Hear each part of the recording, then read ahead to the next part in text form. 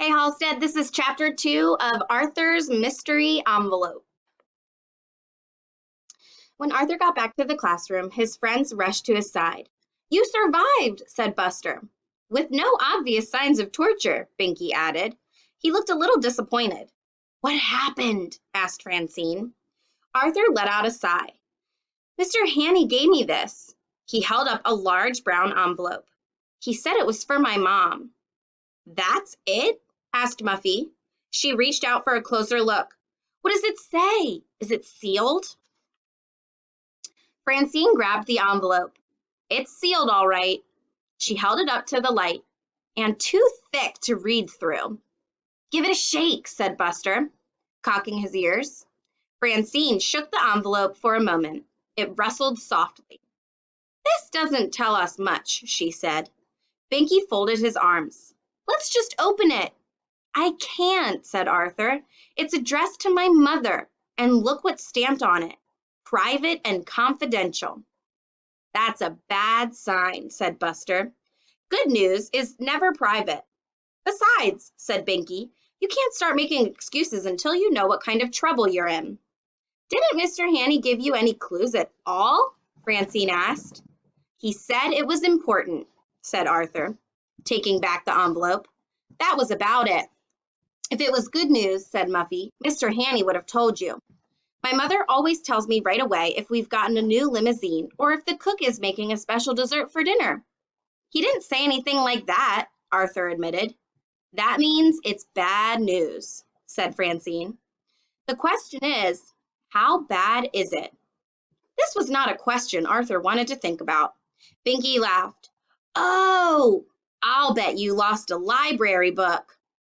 "I don't think Mr. Hanny gets involved with overdue library books," said Arthur. "Besides, I just returned all mine." "Oh, no," said Francine. "What?" said Muffy. "Tell us," said Buster. "Tell me," said Arthur. "Never mind," said Francine. "It's too terrible to think about." Arthur turned pale. "That's why you have to tell me." "All right," said Francine, "but you forced me into it." She shuddered. "What if you didn't pass Mr. Ratburn's history test?" Arthur frowned. The big test had been the week before. It had been a hard one. "Remember, Arthur, you told me afterward that you wrote how the Pilgrims came to America in 1620. "Francine, the Pilgrims did come to America in 1620.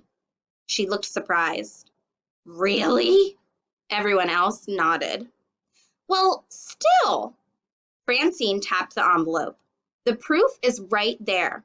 And if you failed that test, you might fail the whole year. You know what that means. Summer school." Arthur sat down in his chair and thought about his fate. Summer school.